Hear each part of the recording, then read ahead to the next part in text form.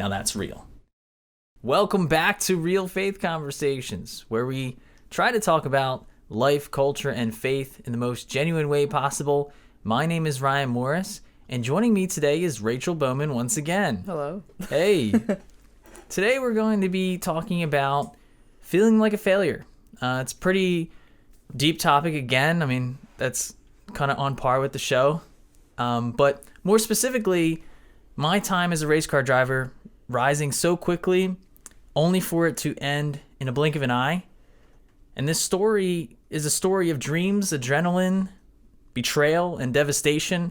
But most importantly, and this is very important to note, it's a story of redemption.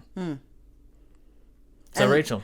Well, let me first say, you being a race car driver was something I did not know about you until probably today, which is I did mention it before a little bit. You might have, but I don't think I fully picked up on it until like today.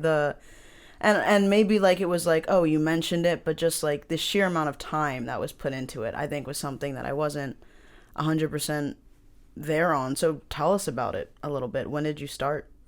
Yeah, I started when I was about 6 or 7, racing quarter midgets. For those of you who don't know what quarter midgets are, do you know what quarter midgets are? I don't, but the name's funny. Yeah, they're kind of like little go-karts. There's actually a track right down the road here, Honeybrook Raceway. That's actually where I started.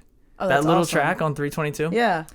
That's where I started racing at 6 or 7. And I did it up until about 10 years, right? So 2014.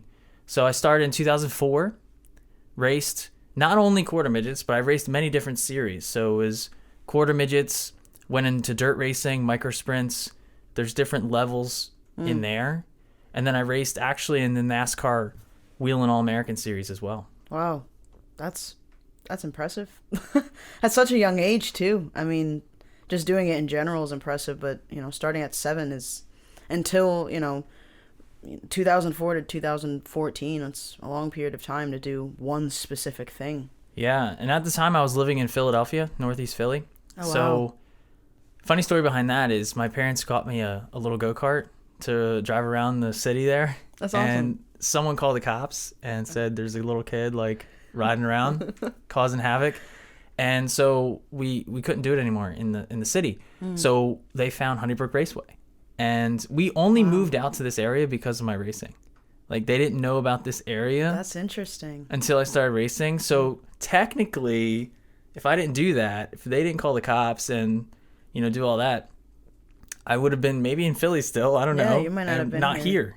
Yeah, and so kind of going over this, I always intended, right, at that, even from a young age, like a lot of people say, oh, I want to be an astronaut, I want to be an actor, I want to be whatever. Well, I wanted to be a NASCAR Cup Series driver. That was my goal. I was dedicated to it, and I started at a young age. So my senior year of high school, I was racing in the NASCAR Wheel and All-American Series down in North Carolina for a team.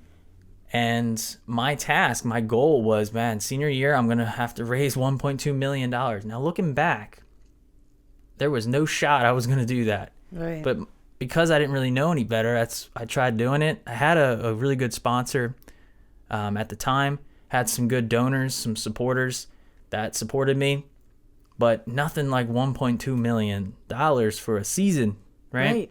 And as a kid, still, Yeah. So that's a lot of money. That's a lot of money to think about. And, you might look at that and be like, how is this a failure, man? You did 10 years of racing and all of that, and you got to the NASCAR, lower levels of NASCAR, the Wheel and Series. So it was basically late models. You can look them up if you don't know what late models are. There's asphalt and dirt late models under the sanctioning body of NASCAR. But, yeah, I mean, it's something that I never thought that I would do anything else. Like, imagine that. I didn't think I would ever do anything else. And without racing, I really didn't have a plan B, right? So in high school, my guidance counselors were like, hey, Ryan, what are you doing? Any colleges or looking at anything? I was like, nope, I'm a race car driver, man. Right. And looking back, man, I was so stupid to do that. So fortunately, people in my life, they helped me understand direction and all of that, and get on a path to at least applying or looking into schools. So I visited Penn State, Berks campus, right, in Reading. Mm-hmm. And that was the only school I applied to. Yeah, I mean, like you said, I think it's a big thing that it was like, you didn't see yourself doing anything else. And at this point, like me with my music stuff, is I don't see myself doing anything else besides music. So if that was suddenly just taken away from me after, you know, a decade of being a part of it and actively, you know, putting resources and funds and, you know, again, with the time and the effort into it, it's like if that was just taken away, like what then? Because like you said, like that was my plan A. There was no plan B at that point. Yeah. So one of the things I remember you mentioning was a call that you made. Yeah. Do you want to talk about that? Yeah. So in desperation and looking at potential teams to race for in NASCAR, I called Kyle Busch Motorsports and a few others, but Kyle Busch Motorsports is, you know, a premier team for trucks, NASCAR Truck Series and Xfinity Series, which is, you know, a couple tiers right below the Cup Series, which is the top tier. Yeah. And Kyle Busch Motorsports, I called them up. Some random person answered. I guess they were the shop manager or something. But I was like, hi, my name is Ryan Morris. I'm a race car driver from Pennsylvania.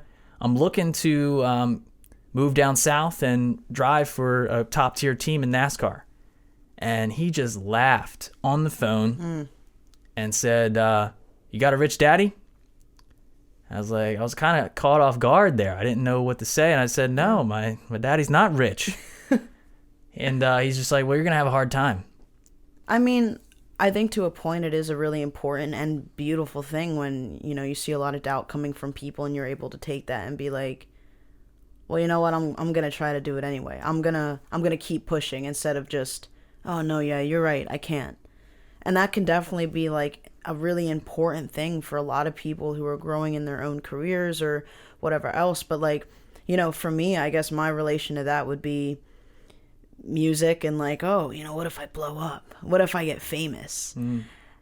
And that was definitely a hope I had for a while. And I think it was because I also didn't see a lot of other opportunities within the music business. I grew up with this notion that it was, you know, your tour managers, your producers, your artists, you know, important people. But there's people all up and down that ladder. So it was a mixture of not knowing a lot of that and then also getting to this point where I realized that I couldn't bank everything off of one thing, especially something that it's like the tiniest percentage of people are able to get to that point and maintain, you know, that popularity and be able to, you know, continue giving out good content, making money, having shows.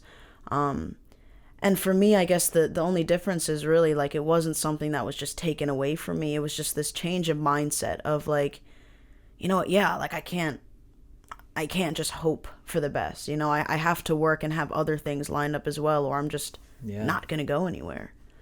Yeah, for sure. And speaking of failure, I remember so I graduated, the whole season started, and I didn't have a ride. And that is when it really sunk in that, man, I could be done. I could be done forever.